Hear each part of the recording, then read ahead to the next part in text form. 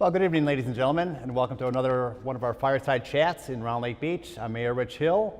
As you said, it's the Fireside Chat tonight, but because it's so hot out, we decided to do without the actual fire. We have the Fireside, though.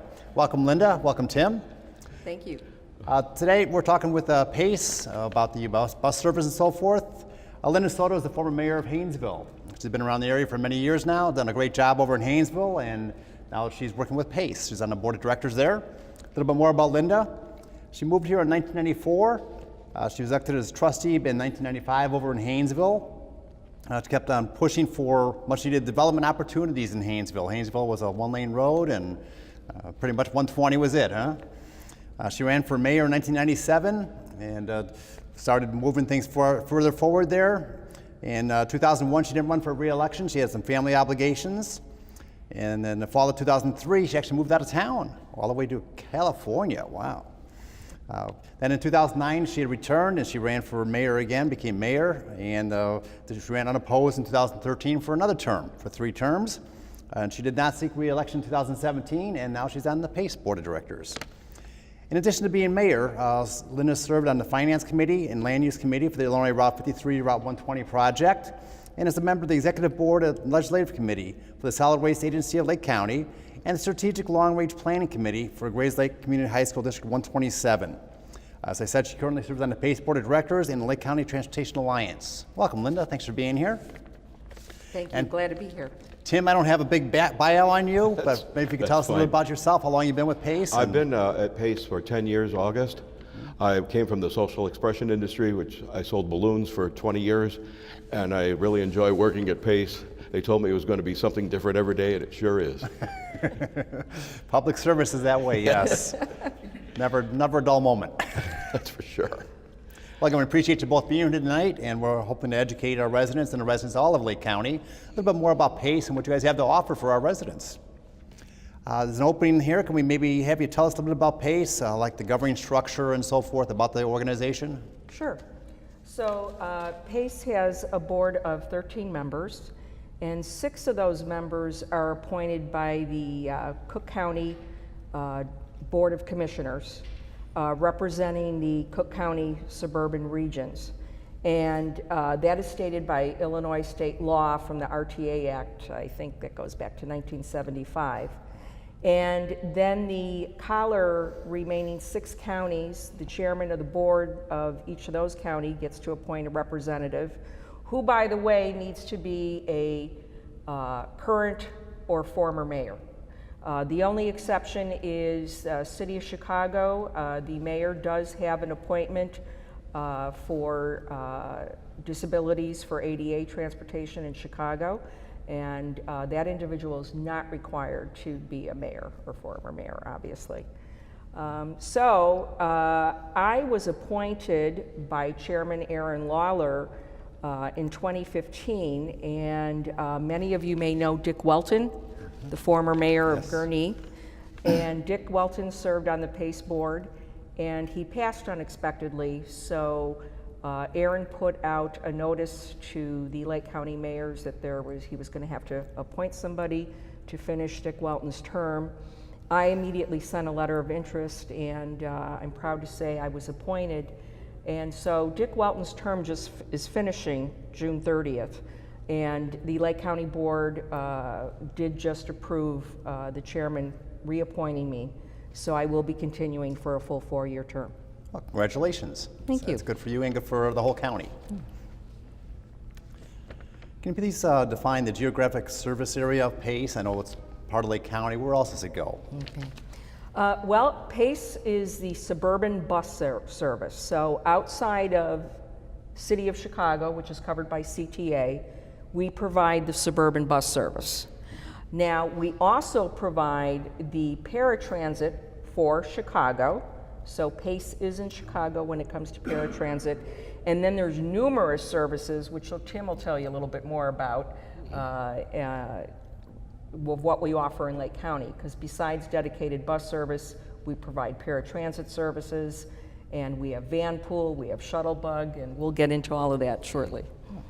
Very good. Can you tell us a little bit about your roles with Pace and how does one become appointed to the board of directors? You kind of already covered that one. You got ahead of me. tend to do that. Well, the board of directors is very similar to our roles with mayor and a board of trustees. Okay. So hence, I think that's one of the many reasons of why they want you to be a mayor or former mayor. You understand the process. Understand the process of, you have obviously outstanding staff. Tim is our business and customer service rep for Lake County. He is on staff. And so the staff, they have the expertise. They bring the reports to the board. The board is administrative oversight to make sure that things are being handled properly, professionally. We conduct audits.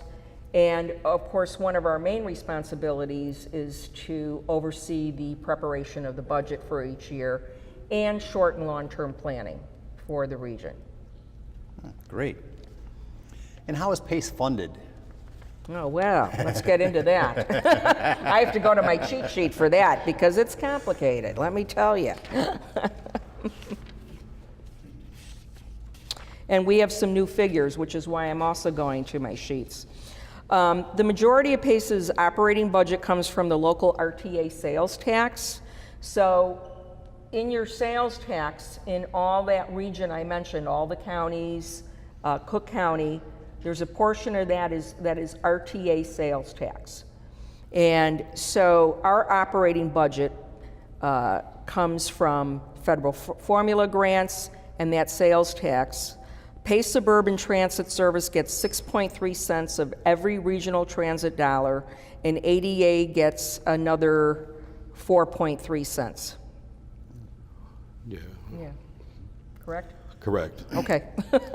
So the sales tax funding, I remember they passed that years ago. It's actually a half a cent per dollar, a half a penny per dollar, and the county gets 25 cents out of every $100, and PACE, or the RTA, is it, that gets the other 25%? Yes. You guys get the majority of your funding through that. Right. So RTA, if you will, is our parent company.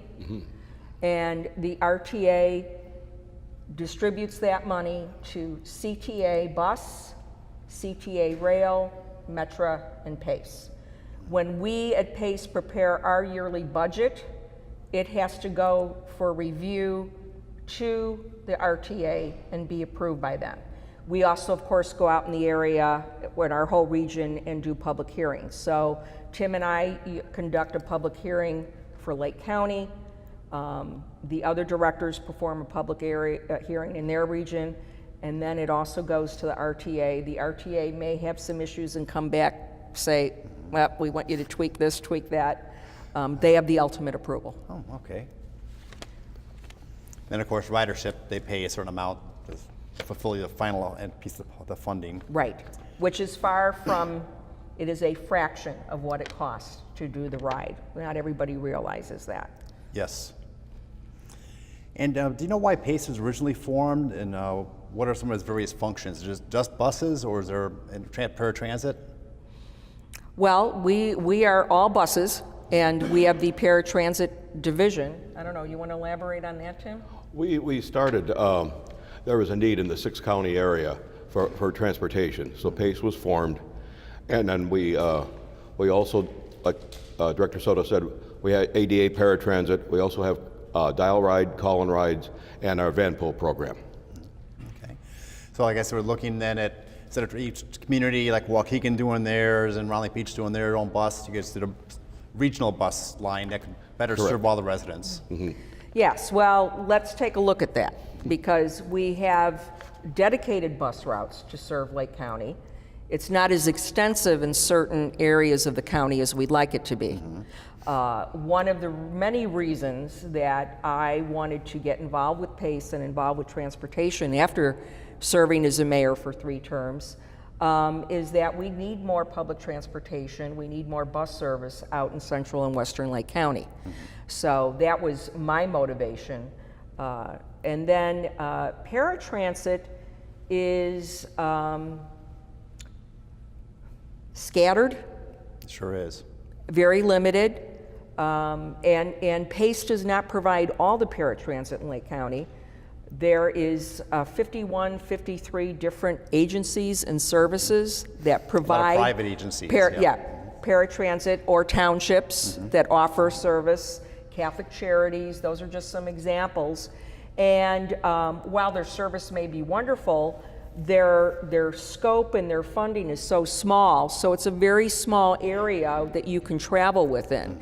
So it's not meeting the needs of many individuals, because if I live in Fox Lake, but I want to go to Waukegan or I want to go to Highland Park Hospital, that's not necessarily going to happen. So there's a lot of work to be done there and room for improvement, and we'll delve into that a little later too. Alrighty. And what services does PACE provide to businesses, residents, senior citizens, and also special needs within the Round Lake area and Lake County? That's kind I'm of a sorry, long question there. yeah, repeat that again. What services does PACE provide to businesses, residents, senior citizens, and those who with special needs within the Round Lake area and within Lake County? I guess there's a couple of different questions in there. Okay, so I'm going to answer it and then let Tim answer as well, and even then, it's complicated. So I'm going to point out that we have a table here, and the left side of the table, there is a lot of good information regarding paratransit services for Lake County, and then on the right side is the dedicated service. So dedicated service routes clearly help move people to get to schools. Our main transit hub is CLC. So we have dedicated bus routes that, can get students to CLC from, just about anywhere in the county. Some rides are longer than we'd like them to be. Get you to your medical appointments, employment, whatever. Then we have a program called Shuttlebug, which is very exciting. Now, Shuttlebug basically takes place right now in the Lake Cook corridor. That is where the vast majority of our big employers are. So your Discover Card, your pharmaceutical companies, Abbott, AbbVie, and so on. And so at the Lake Cook train station, employees coming to work get off the train. PACE, the employers, and Metra and TMA of Lake Cook pool their money together, so they have a shuttle bus waiting. That employee gets off the bus, they go to the Discover Card bus, they get shuttled to their employer. So that has been very important in supporting, keeping those companies in Lake County and or Northern Cook. Obviously, I favor the ones in Lake County. But we've had many companies fleeing. Having a way or a means for employees to get their employer is very important. And when you have big companies like that, they need a big, large job, what I want to say, employee pool. They need people with certain education requirements. So we have people that travel from other suburbs, people that come from the city to work at AbbVie and Discover and so on. I'll let you talk about Vanpool. Okay. That's your baby. Vanpool is it's like a carpool on steroids. But PACE provides the vehicle, and we pay for maintenance, fuel, insurance, washes, and tolls. And it's great for folks that work at the same company or in the same vicinity. And we provide the vehicle, and people will just drive into work and be picked up either at their home or at a convenient location like a Jewel or a Walmart parking lot. And this program, we're the second largest Vanpool program in the country. The first one started in Seattle. We have, currently in county, we have about 87 Vanpools in Lake County right now. And if you times that by 5, that's 5 less, each, you gotta have a minimum of 5 people in the Vanpool. So that's 5 less cars on the road. So if you times that by 87, that's a lot of cars. Yeah. We need more, but it's still, it's a start. Is there a minimum distance they have to travel for their work? Yes, they can originate in Wisconsin or Indiana, as long as they're in Illinois. And we have, as Director Soto mentioned, the Shuttlebug program. Those same companies that utilize the Shuttlebugs also use Vanpools. Ah, okay. Yeah. Makes a lot of sense, yeah, especially if you have 6, 7 people that all live up Lake County, Northern Lake County, Western Lake County, whatever, they're going to the city especially. That's a long way to go for all those cars. It's great. How are the bus stop locations and routes identified and implemented? Well, you want to take that, or we want Well, me to? it's a very complicated process, but I can give you the drive-through. What happens is somebody will request a bus stop, either a customer or our planning department will say, we'd like a bus stop. And what we'll do is we have a 3 committee review. That'll be planning, we'll have pace safety, and we'll have signs and shelter. And what the planning will go out and look and make sure that it doesn't interfere with the route. Because if it's off route, then that's not going to be good, because it'll mess up all our connections. Then pace safety has to go look at it. And they have questions. Is there enough place for a bus stop? Or people can stand there? Is it safe enough? And safety is our number 1 concern with all of our services. And then once that is done, signs and shelter will go out and see, is there enough land? Can we put a shelter there? Is there a warrant a shelter? And if everybody says yes, then we go with the shelter and the bus stop. And I want to add a little bit to that, to just talk about history with bus stops in Lake County. When I moved to Lake County in '94, there weren't bus stops, or very few. And having grown up in Cook County, I was used to bus stops. And so I lived here a couple years before I knew you were supposed to flag the bus. Oh. Somebody said, you just flag the bus and they stop. I was like, they do? I had no idea. And then later on, they put up more flag signs, because when you had the boom, there was a lot of people like me that moved in and said, what do you mean you're supposed to flag the bus? Now, again, because of the population and traffic congestion, we have changed recently. We're not quite finished, but almost. We're going to dedicated stops only in Lake County. The days of flagging are going to be gone. And the reason for that is, of course, here's a dedicated bus stop. You've gone 2 blocks and there's somebody flagging, Yeah. And the whole idea is, obviously, you want to keep the bus moving on time and you want to make your connections. So I just want to throw that in there. The other thing to keep in mind, I've taken a lot of pictures in various spots in Lake County. We've gotten some additional shelters put in. But the other challenge with shelters is, when I've advocated in my time on the board to say, I'd really like to increase bus service, and they say, well, we don't get the ridership we'd like. And I've looked at a route and said, well, let me tell you why. We had an issue in Haynesville that I use as a perfect example. Everybody has probably put up with the work that's going on right now on 120 in Haynesville Road. We have that wonderful turn lane going in, thank God. So bear with it, because it'll be nice when it's done. So we have a bus stop. We have a bus shelter that has been there since the early 90s that is on the north side by where the Walgreens. Well, we never had one on the opposite side of the road. And I tried to get one when I first became mayor, and they said, well, there's no room, there's no sidewalk, because you have to meet ADA requirements also for bus shelters. So the good news is, with this construction and widening in the turn lane, we will finally have a bus shelter on both sides. That will increase service at that stop. I had many residents that came to me and said, I only use that when the weather's nice, because who would want to stand on the other side of the road? You're taking your life in your hands, and you don't want to be sprayed by the salt and snow. So sometimes the issues with ridership is, where are you asking them to catch the bus? And can they safely walk to that destination? So we need to look at our sidewalks, our bike paths, and keep that in mind, because it's important if you want a bus stop there. One other point I'd like to make on the shelter: not every bus stop is going to receive a shelter. It's determined on how many people get off and on at the stop. Okay. Makes sense. But at least we should have a place for them to stand. What are the various ways that people can find out more about the PACE services? And we have a table here tonight. Well, and you have our PACE website up on the screen.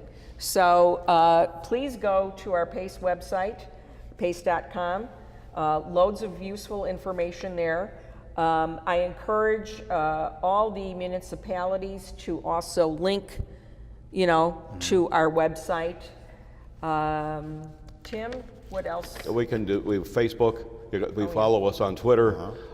You can sign up for email notifications about if you're interested in like 570, for example, and they'll give you updates if it's late or it's running on, if there's nice. an issue. We get out to a lot of folks. And I know you also mentioned you have your public hearings for the budget, and you attend probably other events, and where a lot of people show up for, I'm not sure what kind of event it might be. It might be a festival or do you do anything at the... Tim goes around to many events. We do a lot of transit events around, so we'll promote our service. So you'll see us. Earlier tonight, before we began, we just talked about attending the Round Lake Beach Car Show. That's going to be in August, so I think we're going to have a booth set up there as well. So we love to be at things like that. National Night Out's a very big night, and they've done a great job expanding it with the car show now, and they have the helicopter come in, thousands of people down there, and we give away free hot dogs, so make sure you bring your appetite. Well, can't go wrong with that. We're there. How do PACE's efforts translate into dollars in economic development? I know that getting people to the jobs, as you mentioned, now by Lake Cook, that's economic development, keeps them in business down there. Does it look for other areas where they're, like Antioch, I know they put up a new business park up there. Is there any bus service up to the areas like that? Or what else can be done with the economic development based on PACES? Well, Rich, you and I both being mayors, we know everybody wants economic development. Yeah. And in my time in mayor and committees that we worked on together, we worked on our comprehensive plans. We talk about all different strategies. Again, one of the reasons I really decided to get involved with transportation is a very powerful driving force for economic development. And when I say transportation, I'm actually talking about all levels and all modes of transportation. Buses are extremely important. Buses also connect to rail, very important. Roads and condition of roads are important. Width of roads, easy accessibility of roads, and or accessibility to shopping centers, hospitals, hotels. Any village municipality that's looking to build these things really needs to go back to their comprehensive plan and think about when a new venture is being built, how are the employees going to get here? What drives those type of employees? How much will they rely on public transportation? And is it a train and a bus? And if they are taking the bus, how close do we want that bus stop to be to our place of employment? How, if this is a customer-driven business, how do our customers get to us? And how close do we want the customers to be able to get to this business? There are many times that Tim and I will go out and meet with an entity or a municipality, and they say, we really need to get a bus stop here, or could the bus please pull up to the door? And we look at it and we say, there is no way we can get a 40-foot bus to pull in there safely and out. And, in hindsight, being a mayor that worked on a comprehensive plan, I didn't really get the full aspect of that till my third term. It dawned, the light went on. I used to think we did everything in our comprehensive plan, and I always thought, well, that's for somebody else to worry about. That's PACE's problem, that's Metro's problem. Well, it's not their problem 100%. And what I will tell you this, PACE, Metro, any of those agencies will gladly come to meet with you and talk with your staff about if we wanted to do this, what would we need to do? What would be required for you? We love to come to the table early on to try to make those things happen.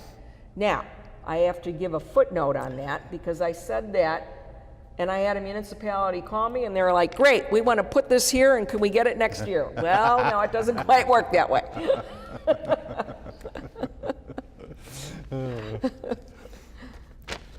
And how does PACE interact with the other transportation service entities such as the CTA, Metro, Illinois Tollway Authority? You mentioned a little bit about that earlier, but is there a little bit more detail on that? The RTA is your overall... Yeah, so I mentioned the RTA is our parent company, I think is a good way to look at it. And in fact, I brought with me, because you can even go to the RTA website and download this. The RTA just completed their strategic plan, which is for 2018 through 2023. And I want to read a couple numbers out of here real quick, because you know, we talked about who RTA services. It's 6 counties, 277 municipalities, 8.4 million residents, 4 transit agencies, and 2.2 million rides per day. So the RTA does try to obviously coordinate strategic planning over these agencies. Now, that being said, what our individual agencies have realized that we need to work more closely together on a middle management level. It's great to have the administrators saying we need to do this and do that, but you know, for the everyday issues and challenges that come up, you need that, I don't know if I'd call it a technical committee or something, that middle management to work together. Because when I first got on the PACE board, I was very surprised at how little communication there was at that level, for example, between Metro and PACE. We would be invited to a meeting in a municipality, and Metro maybe was invited, and PACE. Sometimes it would just be one or the other, and it's like, well, wait a minute.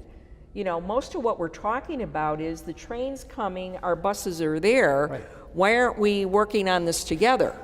And what really is ironic, in past years, they have considered themselves competitors. Yeah, I know. Whoa. And yes, there are certain situations where you may have the option to do either or, and you may choose one over the other. But at the end of the day, we're much more partners and supportive of each other. One cannot exist without the other. So we really need to get over that. And I'm happy to report we are, but we still got a ways to go. Happens in all families. Right. As a mayor, I'm a member of the Lake County Council of Mayors. PACE routinely gives reports to the council. Can you explain the importance of the Lake County Council of Mayors as well as the PACE's relationship with the council? I'm not sure how much PACE really works on that. I know we work a lot with the federal grants and so forth. The Council of Mayors helps distribute throughout Lake County and other counties. Yeah. All right, so I'm going to try to explain this as simply as I can, because this is where we have government layers again. Yeah. So let's start with CMAP. I'm going to bring up CMAP. Mm-hmm. Okay, so CMAP is Chicago Metropolitan Planning Agency, and they do the metropolitan planning for the Chicago region, which includes the whole area that I mentioned that RTA services. And federal funding is filtered down, and it goes to CMAP, and then is distributed to the Council of Mayors. And when I first became mayor and I heard that term, I thought, well, that sounds great. Council of Mayors, a bunch of us mayors are going to get together and we're just going to talk soup to nuts and, you know, figure out how to handle everything. And I naively made a phone call early on, and they're like, well, that sounds great, but here's what we do. Mm-hmm. The Council of Mayors is there to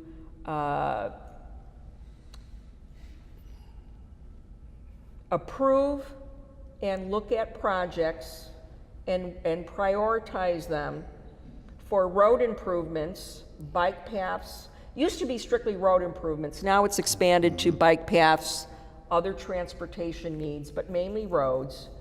And they vote and approve that distribution of the money. So that is what the Council of Mayors does. It's only good for certain roads, arterials and things. It can't be the side streets in a Yeah, community. it can't be municipal roads and so on. So it's a rather complex system. Now, PACE and Metra also give their input because what we're basically doing is giving a financial report to say that we're financially sound, or are we going to have to raise fares, and or a communication of we need to know what projects are going on and or have our voice of what we need in regarding for access for road improvements. So in layman's terms, I hope that makes it easy for everybody. Okay. You also serve on the Lake County Transportation Alliance. What is the purpose of the alliance? Okay, Lake County Transportation Alliance is a nonprofit advocacy group, and we lobby for legislation to improve transit needs. Historically, Lake County Transportation Alliance again started out really pushing for road improvements only. Right. Particularly again when we had the building boom in the 90s, big push. Now Lake County Transportation Alliance has reinvented itself. I served as an officer on the executive board and last December became the executive director. And we redid our core values, redid our mission statement. And so we advocate and support certain legislation, push for legislation changes that support all needed transportation issues in Lake County, which means airports, trains, whether it's Metra, Amtrak, bus service, paratransit service, yes, still road improvements, and bicycle paths and pedestrian walkways. Pretty thorough? Pretty thorough. and the important part of that message is they are interconnected, and no mode of transportation will work as efficiently or offer a high quality unless they're all interconnected. They are interdependent. You may say, well, I never ride the bus. I haven't ridden the bus in 10 years. But it serves your community. There is a purpose there. And it's making your community work. And you may find your situation change in a couple years, and you may need a bus service. I see unexpected changes in services. Oh, I never took the train. I didn't think I'd ever take the train. Well, job changes happen. Family needs change. Or you might just realize the convenience of it. And train is great. Yes. You can do your work on the train. You can do your work on the bus. By the way, our buses have what free Wi-Fi? Yeah. How has your elected positions of mayor and trustee prepared you to serve both in the PACE board and the Transportation Alliance? A lot of good knowledge there. Yes. Well, I can't imagine anybody getting on the board of directors for PACE not having any intimate knowledge of the process of running a meeting, putting together a budget, and of course understanding the areas you're talking about. Now, of course, I'm more knowledgeable about Lake County. If we're talking about a project in DuPage County, I may not be as knowledgeable, but that's why we have a rep from each area, because we really do talk and we do educate each other. That's good. Yeah. What are the major issues facing PACE and transportation as a whole in Lake County? What do you see as the biggest problem that we need to overcome? Well, when I first came on the PACE board, I was very excited to delve in to work on expanding bus service and paratransit service in Lake County. 2 years ago, transit funding in the RTA region took a very big and unexpected hit. So 2 years ago, when the state budget was passed late, you have to understand that the RTA and all of its PACE, Metra, CTA, we all follow the calendar year for our fiscal budget. So We found out 3 quarters into our fiscal year that they cut RTA funding by $77 million. So the RTA had to come to PACE and say, guess what? Yeah. You're not going to get all the money you thought you were going to get, because we're not getting all the money you thought you were going to get. And here we are, the last quarter of our fiscal year. And by the way, we're deep in the trenches and more than halfway done, well more than halfway done with our budget for 2018 at this time. So our board met and we discussed it, and our staff was outstanding, and we said, you know what, we have 1 quarter left. We're not going to change anything for the remaining quarter, and it's going to be the holiday season. We're going to offer our services as is, and then we're going to go back to the 2018 budget, unfortunately, with swords, and we're going to have to chop. And that's what we did, and we wound up, of course, doing a fare increase. So 2018 kicked off with a 25-cent fare increase, and I have to tell you, that was hard to do. That's a hard increase for a lot of people. But on the business side of me, I have to tell you that increase really should have been 50 cents. Okay, that's what the business side of me said. But we endured and we said, okay, we're going to spend 2018 lobbying to get our money back and fighting to get it back. And then hopefully we don't have to look at raising the fare anymore. So the good news this year is, I guess, is that the state did pass a budget not only on time, even a little early. We did not get all our money back, though, however. We got half of it back. Also, there's a service fee that they charge for distributing you your money. So we took a bigger, they charge you a 2% fee last year for giving us our money. So they have lowered it to 1.5%. So we're getting a little money back that way. But my point is, we have a ways to go because people want extended services, and we're just trying to hold on to what we already have. Didn't see that one coming, We need more buses.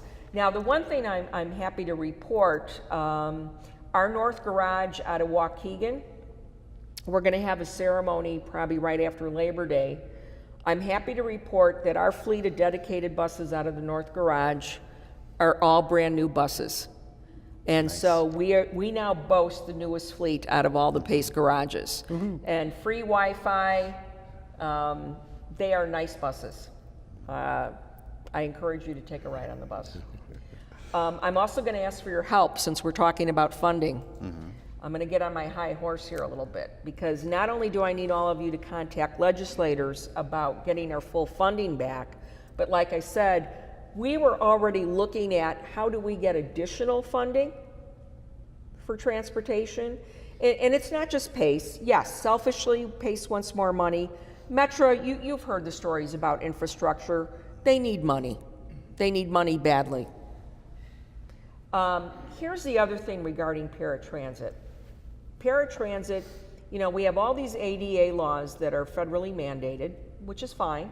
Not arguing about the ADA laws. However, why the federal government mandates, they do not give us any funding. No funding from the federal government. The other issue I have with paratransit funding, it is hard to provide and expand paratransit services even with additional funding until the day comes that they make paratransit a permanent piece of the budget pie, because they refer to paratransit funding as grant money. All right, you cannot do long-term planning. You can barely do short-term planning if you're relying on grant money. And legislatively, it's very easy for the legislators to look at a budget and say, oh, we can cut the grant money. In fact, we can just take it away, so we don't give grants this year. Not realizing the impact that would have, because paratransit is dependent on grant money. So we need help, and I've talked to our Congressman Brad Schneider, who services our area, about the federal level and our needs, and we need to all talk to our state legislators on that. So now I'll get off my high horse. Well, unfortunately, we're in the same boat as far as the villages go. Last year, they cut our share of the state income tax 10%. This year, they only cut it 5%, so they say, we should say thank you, I guess. They also charge the 1.5% service fee for giving us our own money back, which is nice. We've had a lot of discussions on that and how the state does that. You haven't been in a PACE board very long. What was it, like 10, 12 years ago, they added that 0.25% sales tax? Now, that had to be a big influx of money to the RTA. Did the state start pulling back other funding then? Or because I would have thought that would have made them flush and be able to accomplish all their goals. They pulled back that They money. pulled back other money. Yeah. Okay. Just like with the lottery going to schools, same type of thing, bait and switch. Oh, look at this money. Oh, you don't need this anymore. Here you go. Wow. Yes. Oh. Are there any current or future PACE initiatives to expand service in our area, more or less, I guess, or maybe the whole Lake County? People travel. Well, the funding is the issue. Mm-hmm. I mean, there's a lot of discussion, good plans. The one thing that we have been able to do, which helps Lake County, doesn't come up to Lake County the way I would like. You may have noticed on I-90 at Barrington Road, the flex lanes for the PACE buses, and you can see the walkway overpass that says PACE on it. And right now, on both sides of 90 on Barrington Road, there are kiss and ride lots being constructed. We'll have a ribbon cutting probably September or October. And so this is the way of the future, and this is why it's great to work with the Tollway. The Tollway has been a very good partner with PACE. They understand multimodal transportation. They understand it's the way of the future. So we would not have been able to offer that service if the Tollway did not help fund this. Plus, we did get some CMAQ grant money. So you can be dropped off or park your car or ride your bike, and then you walk down literally to the Tollway. You're on a side lane, that is the bus stop. The bus pulls in, you get on, and it merges right back into traffic. Wow. And then that's where we have the flex lanes. So that was built by the Tollway with permanent flex lanes for our buses. So anytime the traffic bogs down to 35 miles an hour or less, our bus legally can move into the flex lane. We travel at 35 miles an hour for safety purposes, but we're moving while the cars are sitting. So you again are guaranteed on-time arrival. Those buses on the tollways are also very nice. They're coach buses with the higher back seat. Again, free Wi-Fi, and they even have the plugs for charging your devices. So we just kicked off this spring Bus on Shoulder on the Edens. Now that currently comes from the Skokie Swift up to Lake Cook. Okay. Bus on Shoulder. So same principle, but it's not a true flex lane. It's a bus on shoulder, but it has been highly successful. The ridership has been great on it. And again, my goal is to eventually have that come up further into Lake County. Well, we'll look forward to you achieving your goal. Are there any other topics that we haven't covered this evening that you would like to discuss or make the community aware of? The other thing, and Tim will probably add some other things as well, we have been installing new, what is our electronic signage called? On time? On real-time bus arrival. So you are, for example, you get off the Lake Cook train, there's a sign, it tells you your bus numbers, and it tells you that it's arriving in 3 minutes. Or it's telling you maybe it's running late because there's been an accident. So we are putting up more and more of these signs. Of course, we have one at CLC. But we're getting, we got one at our transit center at Washington, Sheridan, and Waukegan. And then we've got one at Lake Cook Metro. That's our second one. Is this the same information that'll be sent out on Twitter and stuff like that? Yeah, that's also on our bus tracker. We have an app for your phone that you can do that too. Great. Also, the Venture cards, you used to in Lake County, you could only buy the Venture cards from a machine in Waukegan. Correct. And now those are going to be sold in the fall, starting? I believe. Yeah. So now you can go into the CLC bookstore and also get your Venture cards there as well. And a note about the Venture card, we're hoping that people are going to be more likely to buy the monthly PACE pass, because if you buy the monthly pass, you don't then endure that quarter increase. So that's some good news there. We thought that was kind of a neat idea. Yes, definitely. Well, I appreciate you guys coming out tonight. Just for the audience, our next Fireside Chat's going to be on Wednesday, July 25th at 6:30 p.m. We open the doors at 6 p.m. Come on down early. We should talk a little bit. Going to be meeting with our Lake Villa Township Supervisor Dan Venturi and talk about townships and their role in local government. Awesome. Whenever we have guests, I always try to give them a pin from the Village of Round Lake Beach. Oh, thank you very I much. hope you wear it with pride. All right. And again, thank you very much for joining us tonight. And do we have any questions from the audience? Can you summarize the question? Yeah, I would, okay, so the question is, at a recent meeting, Metra stated that there was some discussion with Wisconsin being willing to invest money in Illinois rail infrastructure to get employees up to the Wisconsin employers, is the motivation. And, you know, I look at that as a double-edged sword. The bottom line is we need to have more discussions like that. And the issue is much more dynamic, because we have to accept regionally that we really have a corridor, employer corridor, coming down now from Milwaukee all the way down to the Chicago area. So that discussion is going on. I don't know where it's going to fall out, but I also want to give you some additional food for thought, because here's some other things that are going on. There was discussion recently in Lake Forest with a lot of, again, the big employers. You know, a lot of mass transit revolves around what I call job clusters. So in that Lake Cook corridor, we have a major job cluster. And so Lake Forest, through AbbVie and Abbott, and again, the bigger employers, brought up the question to Metra, and it affects PACE, of getting additional stops at Lake Forest, because there's a gap in their service stops. And then the other question that was raised, this has come up in the past years, but now it's coming to the table again, is can Amtrak stop at Lake Forest? And let me give you some, people say, well, why would you want that?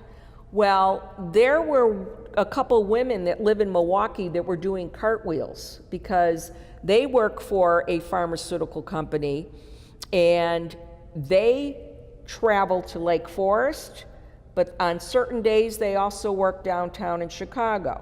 When they go to Chicago, they take Amtrak from Milwaukee, and when they go to Lake Forest, they take driving or a different route. They would love if Amtrak stopped at Lake Forest. Now, here's another interesting dilemma. The mayor of Gurnee a year ago asked to meet with Tim and I because a lot of their big employers in Gurnee, not obviously as big as Abbott or AbbVie, but I'm talking about Gurnee Mills, I'm talking about Six Flags, the Key Lime Cove just became what, the Black Wolf Lodge? Great Wolf Lodge. They are having a hard time getting employees because their employee pool is now going to Wisconsin jobs. So they want to try to pull employees from further south. And they wanted to know what Metra and PACE could do to get the employee base they're going to have to talk to commute up to them. So it's all these dynamics And again, that's why Metra and PACE have to sit at that middle management level and have more discussions. And we need to have more regional discussions, whether it's the tollway crossing over to Wisconsin, the railroad crossing over to Wisconsin. And we have a lot of also, you know, reverse commuters. And these ladies, these professional women from Milwaukee were just an example of people that are coming down. They're not leaving Milwaukee, but they work in Lake Forest in downtown Chicago. Great. Any other questions? Well, you know, that's a very good question, George, because they're on their own, quite frankly. They have to create their own system, which is what used to happen out here till we had the RTA Act.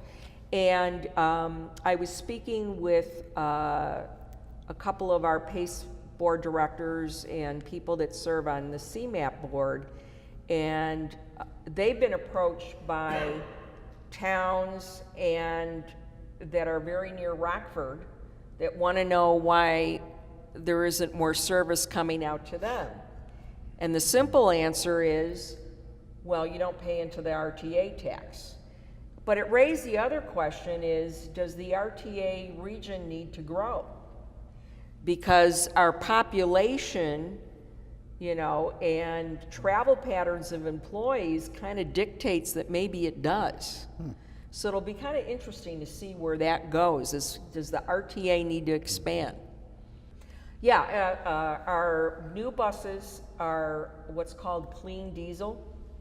They're very quiet, and you could stand at the back of the bus by that exhaust pipe, and there is no smell. Wow, that's nice. Yeah, and then PACE also has down in the south. South Holland and our southern compressed natural gas. Yeah. We're converting our southern routes to compressed natural gas.